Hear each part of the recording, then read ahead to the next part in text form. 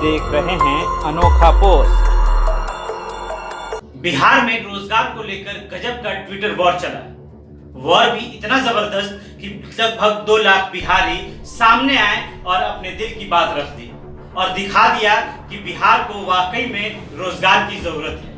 कुछ लोग इसके सपोर्ट में आए और कुछ राजनीतिक दल भी इसे अपनी जीत बताने लगे, जबकि ये सच्चाई ये है कि ये सिर्फ और सिर्फ बिहारियों की जीत है, क्योंकि एक साथ 2 लोग एक प्लेटफॉर्म पर आकर इस तरह कुछ करने का हिम्मत जुटाते हैं। उनमें से कुछ लोगों ने यह भी कहा कि अभी इसकी कोई जरूरत नहीं थी। सच कहूं, आप सही कहते हैं, जरूरत नहीं थी ऐसे कैंपेन की, लेकिन इसे मिल रहा समर्थन ये साबित कर रहा है कि कितनी जरूरत है ऐसे कैंपेन्स की।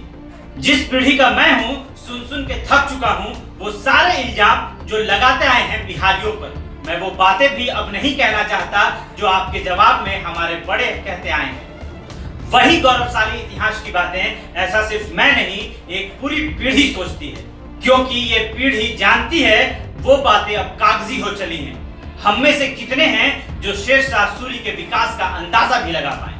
उस वक्त के बने पहले जीटी रोड को अब हम तोड़ फोड़ के आगे निकल चुके हैं। शेरशाह के मकबरे पर जाकर अब भी हम उस गर्व को महसूस कर सकते हैं, पर हमारी पीढ़ी अपना गर्व खुद तलाशना चाहती है, हाल में पड़े धूल को साफ करना चाहती है, कहना चाहती है कि आपके इल्जाम भी कागजी हो चले हैं हमारे इतिहास की तरह। ये पीढ़ी नहीं चाहती कि आप उसे कहें, अरे यार तुम बिहारियों की राजनीतिक समझ बचपन में ही बन जाती है कि तुमने सम्राट अशोक का मगध का विस्तार देखा है, तुम लोग वैज्ञानिक हो क्योंकि तुम्हारे यहाँ शून्य आविष्कार करने वाला जन्म लेता है।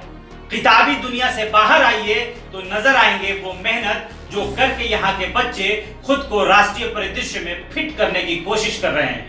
आप देखेंगे यहाँ परिवार का वो संघर्ष भी कि कैसे माँ बाप अपने कलेजे के टुकड़े को दूर भेज देते हैं ताकि वो पढ़ लिख सके, क्योंकि हमारे यहाँ पढ़ाई करना होता है तो बिहार से बाहर जाना पड़ेगा।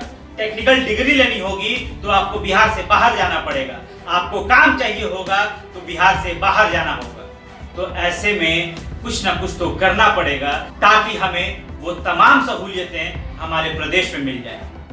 हम जितना कमाते नहीं हैं उससे ज्यादा खर्च कर देते हैं। हमारे यहाँ कमाई का बहुत बड़ा जरिया नहीं है, लेकिन उसे खर्च करने का हर कदम पर एक नया जोड़ आपको मिल जाएगा। आपको अपने बच्चे को अगर बेहतरीन तरीके से पढ़ाना है तो उसे बिहार के बाहर भेजना होगा, अगर उसे क्रिकेट सिखाना है तो उसे बिहार के बाहर भेजना होगा, अगर उसे किसी भी चीज के लिए आपको बेस्ट बनाना है तो बिहार से बाहर भेजना होगा। कमाने के लिए कुछ नहीं मगर गंवाने के लिए सब कुछ। हमारा इतिहास हमें आज किसी तरह के विकास का ढांचा नहीं देता, हमें भी ये सब पाना होता है अपनी इच्छा शक्ति के दम पर। मुझे कई लोग पूछते हैं, आपको नहीं लगता आप थोड़े अलग हैं? मतलब बिहार में रह के बिहार के लड़के। सवाल पूरा नहीं होता, जवाब पूरा होता है, नहीं मुझे नहीं लगता। एक और वाक्य सुनाता हूं। किसी ने मुझे बिहार न आने के लिए अपनी एक अलग ही वजह बताई। मैं बिहार नहीं आना चाहता, बिहारी हर जगह ऊपर से नीचे तक की पोस्ट पर हैं और यहाँ के लोकल्स को नीची निगाह से देखते हैं, या शायद खुद को बड़ा समझते हैं। अब इस वजह का क्या जवाब दूं? इससे ज्यादा क्या कहूं कि वो उस जगह इसलिए हैं क्योंकि वो जगह वो डिजर्व करते हैं, उनकी मेहनत उनकी वो जगह डिजर्व करती है। वो मेहनत जो उन्होंने घर से बाहर रह के किया है, वो पढ़ाई जो उन्होंने अपने घर वालों के बिना किया है, तो वो डिजर्व करते हैं। वो डिजर्व करके ही इतने ऊंचे मुकाम पर और हर पोस्ट पर हैं, क्योंकि बहुत सारे लोग तो ऐसे भी हैं जो डिजर्व भी करते हैं पर उनकी किस्मत उनका साथ नहीं देती और वो सिवाय मजदूरी के कुछ नहीं कर पाते। क्या कहूं मैं कि आप एक बार बिहार आकर देखो, कैसे लड़के 10वीं पास करते ही सरकारी नौकरी के लिए घर से दूर रहने लगते हैं, कैसे यहाँ किसी पार्क किसी कॉलेज में सरकारी नौकरी से इतर प्रेम कहानियां नहीं बनती। हर मुमकिन जगह जहां एक ग्रुप बैठ सके एसएससी सीजीएल की ही बातें होती हैं। आप यकीन तो नहीं करोगे, परिवार को खुश करने के लिए यहाँ लड़के ये नहीं सोचते कि उनका टैलेंट क्या है, उनका शौक क्या है। सीमित खर्चे में उन्हें बड़ा आदमी बनने के सपने दिखाए जाते हैं, वो भी बचपन से। वो खुद से भिड़ते आए हैं एक इस खुशी के लिए, इस गर्व के लिए। आप नहीं समझोगे, बिहार फिर भी आपका स्वागत करेगा। कभी आना जरूर। बिहार की लड़कियां या लड़के किसी से कम हो ये क्यों सोचते हो आप, मैं नहीं जानता, लेकिन शायद यही वजह है इस कैंपेन के इस कदर छा जाने की, इस कदर पसंद किए जाने की।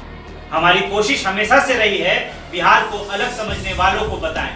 हाँ भैया, तुम्हारे जैसे ही हैं हम, हमें एलियन ना समझो। क्या हुआ जो हम में से कितने आईआईटी वाले, कितने आईआईएम वाले हैं, सच तो ये भी है कि इनमें से कई बिहार बोर्ड में फेल होने वाले भी।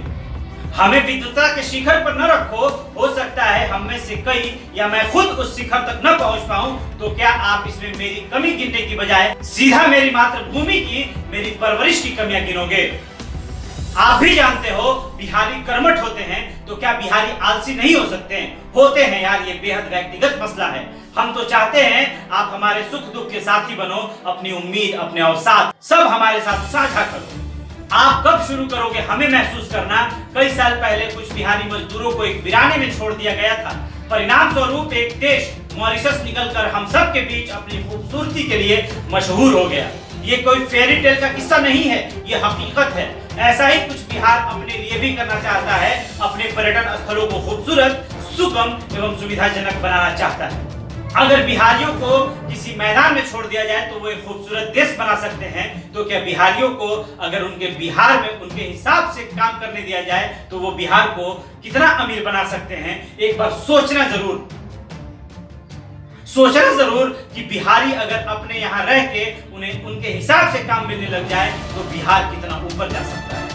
बिहार चाहता है इसके बारे में अफवाह न उड़ाई जाए, सच्ची बातें हों, कड़वी बातें हों, लेकिन बिहार आना जाना न छोड़ा जाए, बदनाम न किया जाए। और सुनो, कई बार कहें, मत बदनाम करो बिहार को, क्योंकि हमारा बिहार जिंदाबाद था, जिंदाबाद है और जिंदाबाद रहेगा। जय हिंद, जय बिहार।